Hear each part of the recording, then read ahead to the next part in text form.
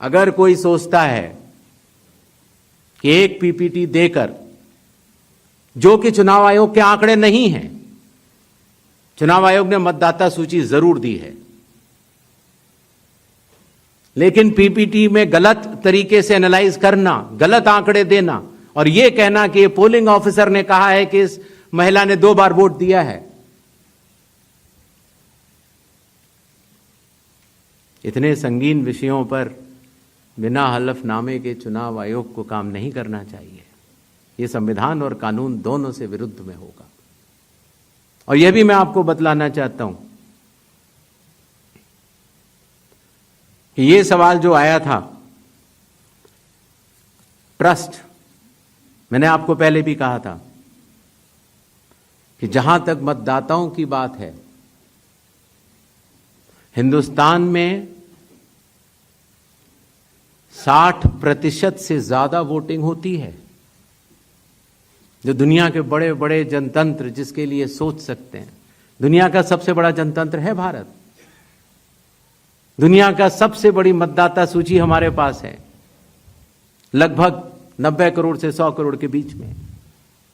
सबसे बड़ी मतदाता सूची, सबसे बड़े चुनाव कर्मियों की फौज, सबसे ज्यादा मतदान करने वाले लोगों की संख्या, और इन सब के समक्ष, सारे मीडिया के समक्ष यह कहना कि अगर मतदाता सूची में आपका नाम एक बार और है तो आपने 2 बार मतदान किया होगा और कानूनी अपराध किया होगा, और मेरे सारे मतदाताओं को अपराधी बनाना और चुनाव आयोग शांत रहे, संभव नहीं।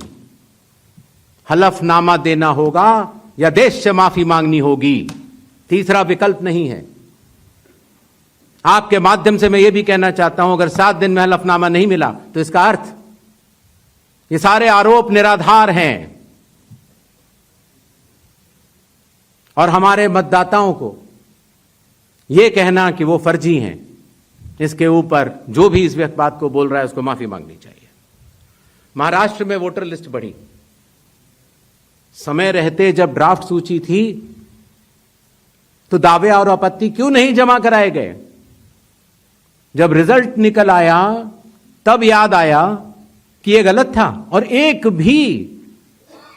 भी मतदाता का नाम सबूत सहित आज तक चीफ इलेक्टोरल ऑफिसर महाराष्ट्र को नहीं मिला।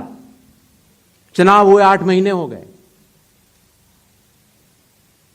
महाराष्ट्र में क्यों नहीं उच्चतम न्यायालय में चुनावी याचिका दायर की गई? फिर एक बात यह कही गई कि आखिरी घंटे में इतना मतदान कैसे? चुनाव आयोग ने जवाब दिया था और आप सबने लिखा भी था कि अगर 10 घंटे मतदान होता है तो हर घंटे 10% का औसत होता है। आखिरी घंटे में 10% से कम मतदान हुआ। तो यह बात कैसे कही जा रही है? ऐसा नहीं होता कि किसी भी बात को अगर आप 10 बार बोलते रहें, 20 बार बोलते रहें तो सच हो जाए। सच सच होता है और सूरज पूरब में ही उगता है, किसी के कहने से पश्चिम में नहीं उगा करता।